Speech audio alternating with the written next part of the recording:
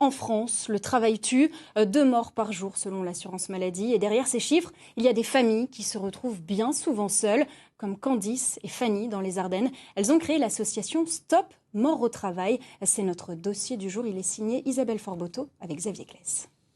Il s'appelait Vincent et en fait il est décédé en 2012 dans un silo de sucre. Il a été enseveli dans un silo de sucre à Bazancourt avec Arthur.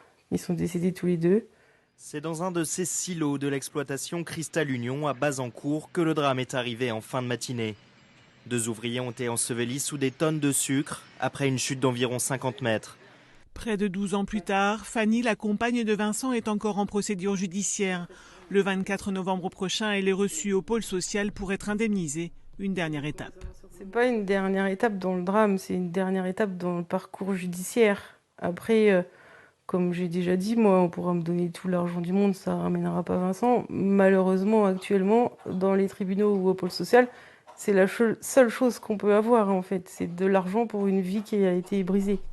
Fanny et Candice ont toutes deux vécu la mort d'un proche. Ensemble, avec 17 autres familles, elles ont créé la première association nationale Stop aux morts au travail. Une façon aussi de rompre cette solitude face au drame. Mais de rien, je t'en prie.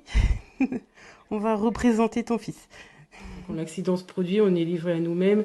On est confronté à plein de choses en même temps. C'est un tsunami. Et du jour au lendemain, on doit faire face aux obsèques, on doit faire face à toute une paperasserie par rapport à la sécurité sociale, par rapport à la gendarmerie, par rapport aux enquêtes qui se font, par rapport au parcours judiciaire. Et c'est un parcours du combattant. Travailler avec le gouvernement est une priorité pour l'association. Reçu le 4 mars dernier, ses membres ont réussi à accélérer la mise en place d'une campagne de prévention. Leurs revendications sont immenses pour une meilleure prise en charge sociale et judiciaire des familles. Chaque jour, 2 personnes meurent au travail et plus de 100 sont blessées gravement. L'association souhaite aussi avoir accès au dossier judiciaire. Après, ce qu'on voudrait à terme pour l'association, dans un moyen terme, c'est de la faire reconnaître d'utilité publique et pouvoir se porter partie civile. Vincent, Arthur, Romain, Guillaume, Jérôme, Flavien, Hugo, Alban, comment et à qui annoncer leur mort ? Ces familles doivent-elles porter plainte ? Il y a 26 mois, Candice et sa famille ont appris par les réseaux sociaux la mort de Cédric, victime d'un tir de mine. Par 2 fois, leur dépôt de plainte a été refusé. Une attente interminable. Quand je demande si l'entreprise est responsable, on ne peut pas me répondre. La seule chose à laquelle on a bien voulu répondre, c'était que mon frère n'avait pas fait d'erreur.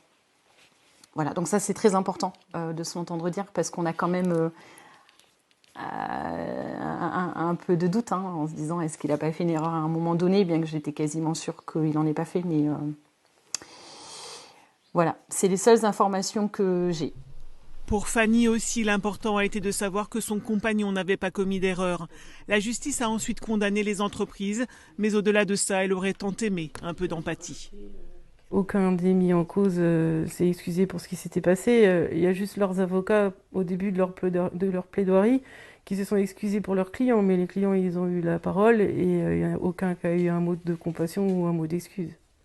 L'association veut mettre en place une entraide forte pour toutes les familles touchées et créer un collectif de professionnels, inspecteurs du travail, avocats, psychologues. Anthony Smith, représentant syndical des inspecteurs du travail, est membre d'honneur. On leur doit beaucoup. Elles ont une force. Ces femmes, ces mères, ces sœurs, ces frères, ces pères, ils et elles ont une force qui force le respect.